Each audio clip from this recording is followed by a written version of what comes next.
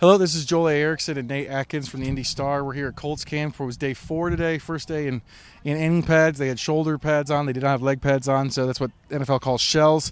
No Anthony Richardson today, except that it's really hard for Anthony Richardson to not practice. Anthony Richardson had a procedure to fix a deviated septum. They're expecting him to be back tomorrow as long as there's nothing going wrong. He kind of tried to practice a little bit today. He went through stretching with the rest of the team. He gave some handoffs. I don't know if he was supposed to do that, but he did. He's a guy who wants to be out there. So with Richardson off the field, Jonathan Taylor's not out there. First day in pads, kind of focus on the running backs a little bit. And the first running back thing is something that's not great for the Colts. It could be, depends on how severe it is. But Zach Moss, the number 2 back, the guy who rushed for 365 yards last year when Taylor was out, got injured today. He hurt his arm. Shane Steichen said arm. It looked like kind of down here. But he was very visibly frustrated. Threw his helmet after the play. That's going to be something to watch injury-wise with Taylor already out and Moss, if Moss has to miss any significant time. Sure does. He was, like you said, he was frustrated when he came off the field. He knows the opportunity he's got in front of him.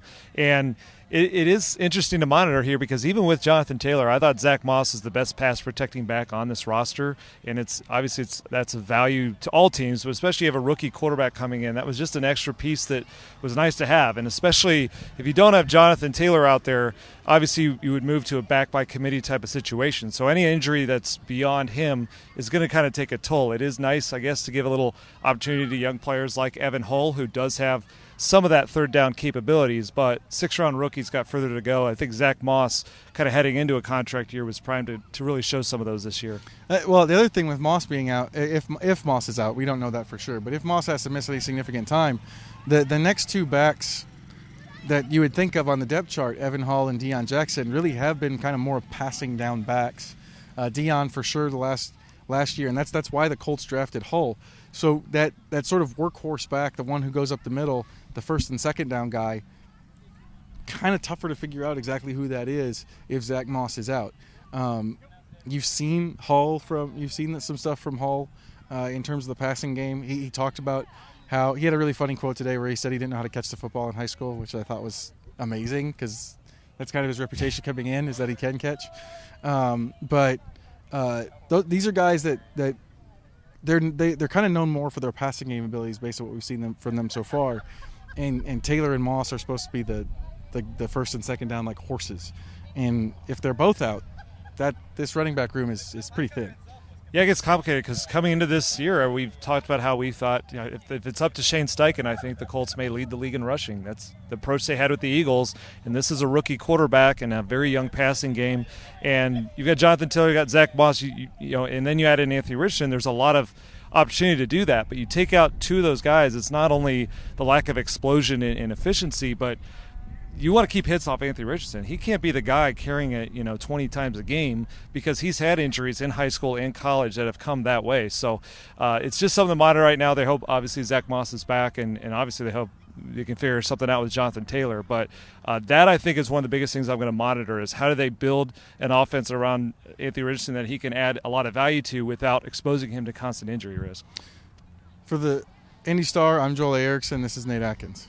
Guys, I'll just start off. Obviously, you guys didn't see Anthony out there practicing today. He had a little procedure done on his nose just so he could breathe better. We got to get it done. And yesterday was the off day, so we got it done. And he should be back tomorrow. And if he's not, he'll be back the next day. It's nothing serious. Was it pre-existing? Yeah, it was just something. Yeah, just something he had to get done in there. Yeah. You have to hold him back a little bit on days like this? It looked like he was still trying to do as much. Yeah, no doubt. He was definitely in tune out there in practice and going through his reads in the back, so it's not a big concern at all. He should, like I said, should be out there tomorrow. Worst case scenario, he'll be out there the next day. Shane, any thought to doing it before camp started, or did it develop more? Yeah, no, we just so we could breathe better. We just said, shoot, so we didn't want him to come in and not start camp. You know what I mean? So let's let him get to the camp and do it on the off day. Yeah. It looks like you guys did a little huddle up before practice started. I can't remember you guys doing that previously. Was there anything to that? No, just, we had the off day and we're coming back in. This is the first thing together, you know what I mean? We got the pads on and just trying to set the tone. Shane, when you've had guys that are hurt, Prince, Mallory, whatever, you said, yeah, he's got an ankle. Yeah. What does Jonathan Taylor have? What's that? What does Taylor have? He's just dealing with something right now, and I'm going to refrain from getting into all that. Yep. Shane, again, we've asked you about the running backs, but him out of the picture until he is in the picture, what do you like about the group?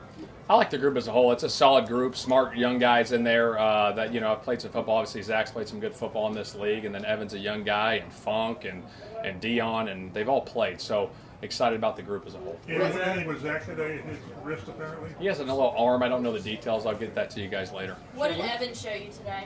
It was good, to get him in there and, out of the backfield. He ran some good routes out of the backfield. We got some matchups, and he did a nice job, and he's seen the holes well. Shane, what do you see from Daryl Baker? He seemed to have a couple nice plays. Yeah, no, Daryl's got really good speed, and he's got good cover skills, excited where he's at, and with all these guys, not only Daryl, but everyone, we just got to keep improving every single day and getting better. What do you like about the physicality that the linebackers brought? Yeah, no, it was great. Obviously, those guys, the veterans in there with Shaq and Zaire, and EJ and stuff, and then the other guys behind them. I like that. The pads were popping today. I like the intensity at practice, and we got to continue doing it, because when training camp gets going and going and going, and, days get longer and longer, we got to maintain that level of energy every day. Shane, you're not oblivious. There have been some maybe distractions, but how have you managed that? I know you're about focus and all that. Yeah, no doubt. My biggest thing is, I'm here to coach a football team. That's my job as a head football coach, to coach this football team and go from there. And I got to be on it every single day, and I got to be on it on the practice field. I got to be on it in the meeting rooms, because I expect these guys to be prepared. And if I'm not prepared, how do I expect the team to be prepared? So that's my mindset right now, and that's where I'm at. Was Jelani dealing with something today? Yeah, I think he got a little hamstring. I got to get more details on it. What about Whit? Whit, yeah, he got a little hip. He had a little hip in practice the other day, and he's getting back. He should be back. Good to get Mallory out there. Yeah, great. He's missed so much time. Yeah, getting him off PUP and getting him out there and getting some reps, and obviously the individual reps. It's been good. It's good to see him out there. Shane, you look like Shaq didn't do any team stuff Yeah. today. Is that part of the plan? Yeah, it is. It's part of the plan. We're slowly progressing him back in there. But gosh, he's looked great, and we just want to do it the right way and be smart with him. There was some physicality today. Yeah. What does that tell you on the first day of pads? Yeah, no, it's freaking great. When you get out there and you got the pads on, I want to see that, and I think the guys expect that. You play football with pads on, and so it's the first day of pads, and to see the physicality and the way the guys brought the energy. First thing in the morning, we didn't have anything this morning. We came right out here and practiced. They did a little weightlifting. They lifted before we came out here to get their bodies ready, and we came out here ready to go. What adjustments have been made in the running back room with a star like Jonathan Taylor not there practicing? Yeah, those guys, we have those conversations throughout, and we're just rotating those guys. That's really where it's at. It's still early in camp, and we're going to see all those guys and get reps throughout camp and see where everyone's at. Nick Cross is getting an opportunity with Julian out. This was a big summer for him. What have you guys seen in this last week? Yeah, Nick Cross is good. Obviously, he's been in the system, second year in the system, and just he's in the right spots. You want to make sure guys are knowing what they're doing, and I like where he's at, and he's continuing to improve, and we got to keep that going.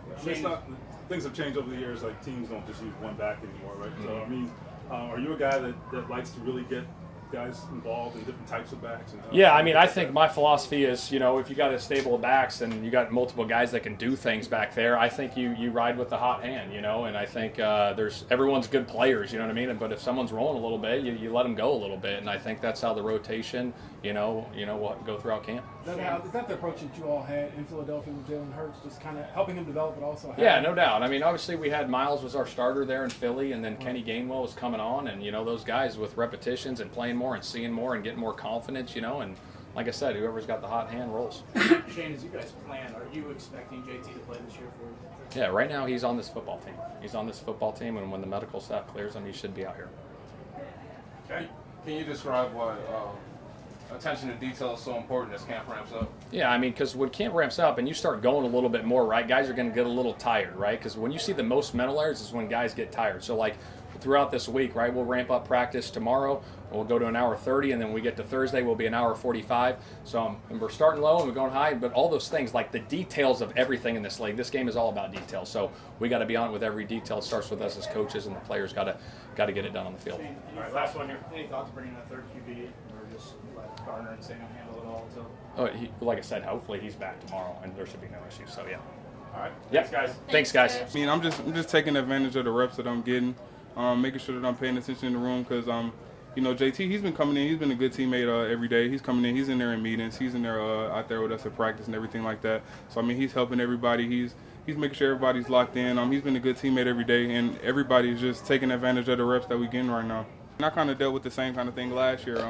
I kind of got thrust into a place where I had to play. So just that approach that JT and all those that have been in the room before me, that they've told me you got to come in every day ready to work. You got to come in every day preparing like you're the starter, even if you're not, because you never know when your number's going to get called. So, I mean, unfortunately, things happen in this league, and when your number's called, you got to be ready to prepare. You got to be ready to step in and contribute, and that's the name of the game. Is it kind of a little strange feeling like you have a relationship with JT and he's going through what he's going through, but you got to handle your business too at the same time. Just how do you balance that a little bit? I mean, I'm just coming in and going to work every day. I mean, JT's coming in doing the same thing. Even though he's not out there on the field with us, like I said, he's there in meetings every day. He's in there in the locker room with us. He's making sure that everybody else is prepared to step up. Because, I mean, he knows at the end of the day, like, it's a business, and the next person up is going to have to come in and step in and contribute. And that's just the kind of player he is. So, I mean, we're all supportive of him. We're all rallying behind him, and we're all just stepping up.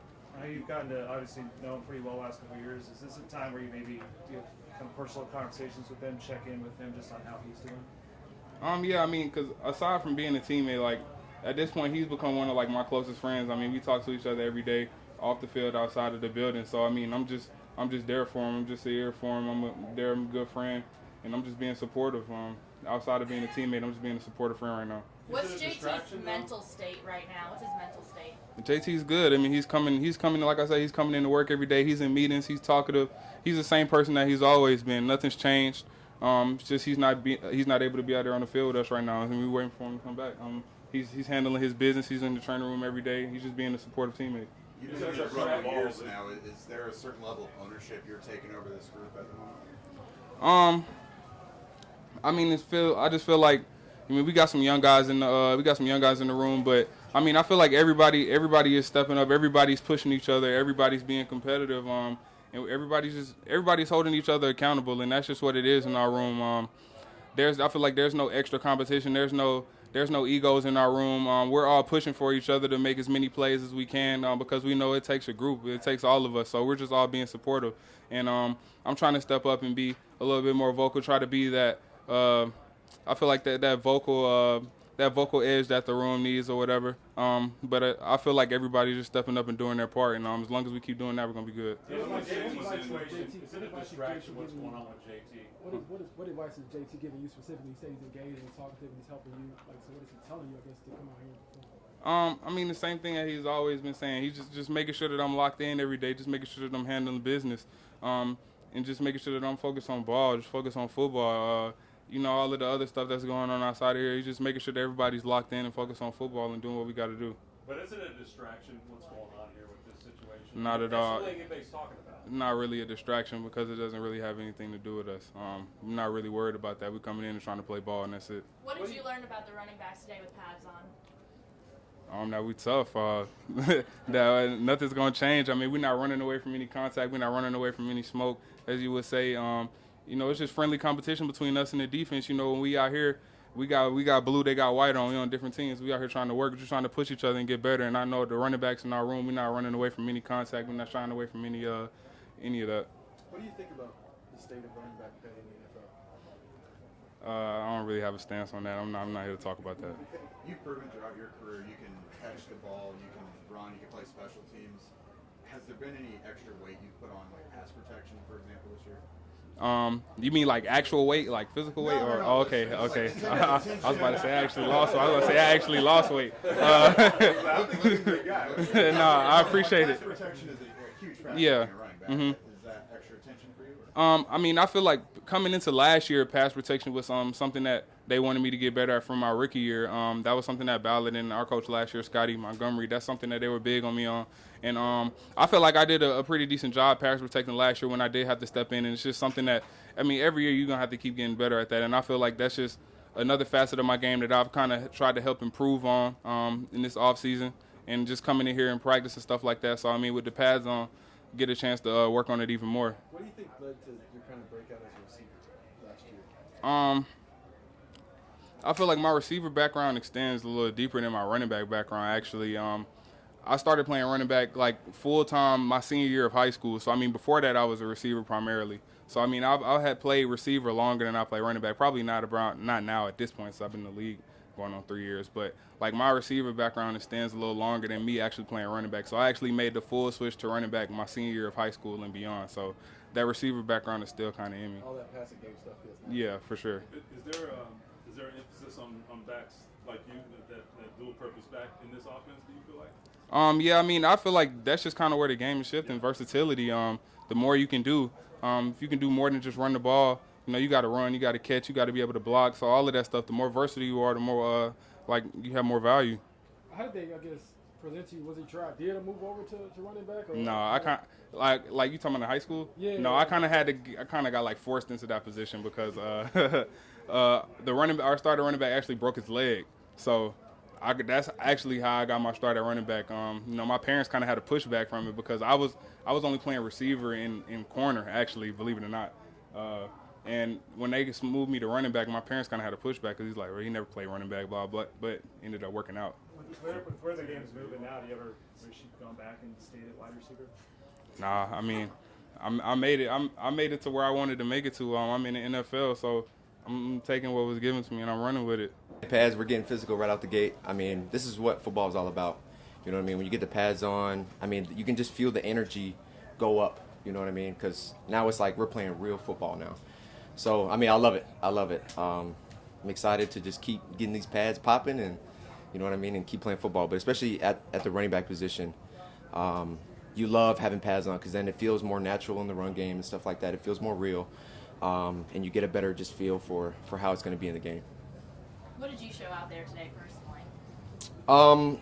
I think part of the reason why they drafted me is just, my ability to catch the ball out of the backfield and also just in the run game, being able to, take some runs and just showing that I'm willing to do everything in the special teams game too, playing wing, all those things. I know Jonathan Taylor hasn't been out there, obviously, but you play this position, his game. Just what have you observed over him over the years, just as an observer of Jonathan? What do you think about him? Definitely. Well, I've been studying his game probably since I was in high school, honestly. So, when I first got to the Colts, that was the most exciting thing for me was to be able to kind of be under him and learn from him firsthand because I've been studying his Wisconsin film and his Colts film for a long time. And really his biggest thing is he doesn't waste a step.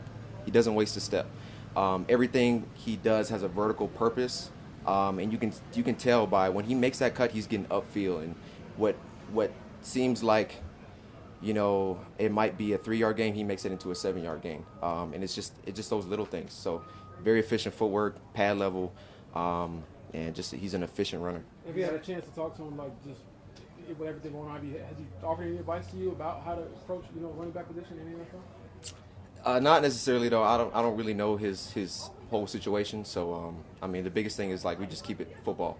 You know what I mean? What just keep it football. Coming in every day, has he offered you any advice just as far as Oh, definitely. Which biggest thing? Just taking care of your body. Being available. That's the biggest thing.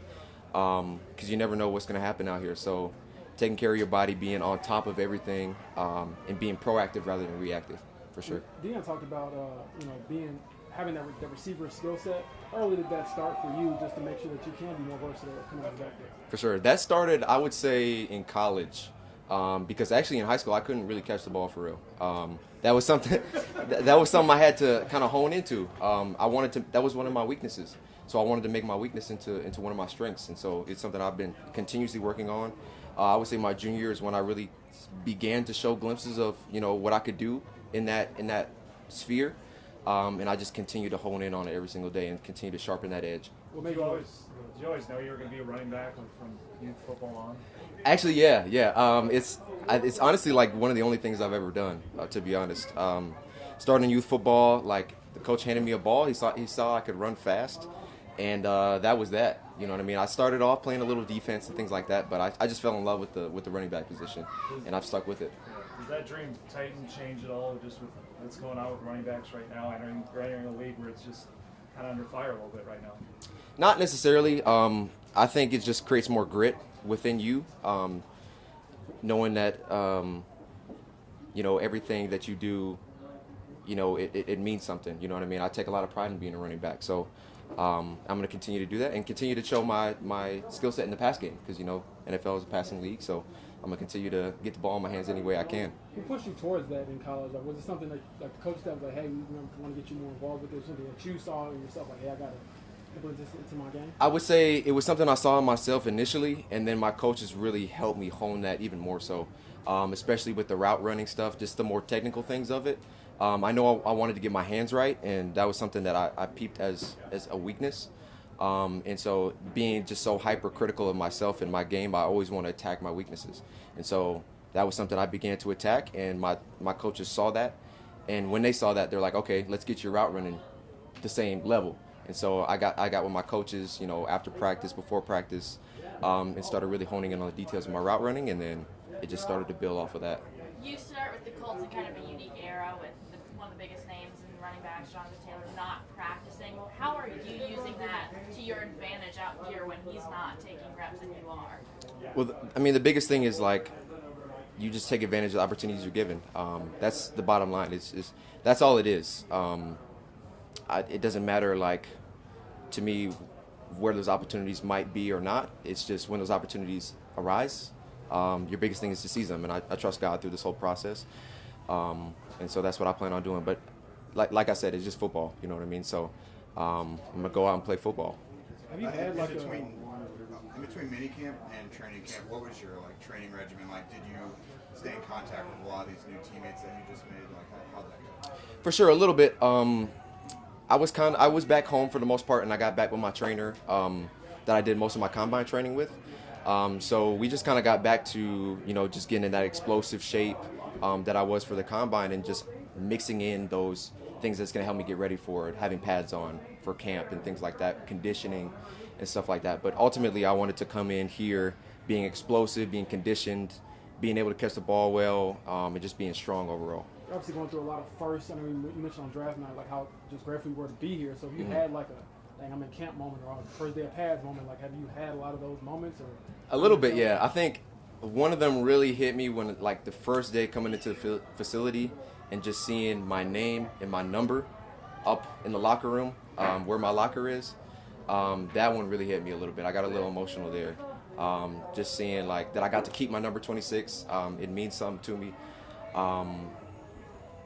And then going from there, putting the pads on for the first time, I got a little emotional too. Just like, it's just the same deal, you know what I mean? So I'm very thankful to be here, very grateful, and I thank God every day for this opportunity. You mentioned JT studying his game. Are there other backs, as you've been growing up, since you've always known you're going to be a running back, that you've kind of admired or tried to model after a little bit? Absolutely, especially the running backs who have that versatility factor. From LaDainian Tomlinson from back in the day to nowadays Alvin Kamara, Christian McCaffrey, those type of backs that can really just do it all out on the field. That's who I want to be, is a guy that can do it all and never has to come off the field. So with JT not out there, you can't replace him, right? You just talked about how great he is, but does him being here, you know what the standard for the running game is here? You know, does that kind of create a standard when he's the starter? Absolutely. I mean, he is the standard for sure. He is the standard, and he's created that standard of greatness, honestly. It's something that excites me, though. It's not something I'm afraid of. It's something that excites me to be able to help where I can and help to step into that role.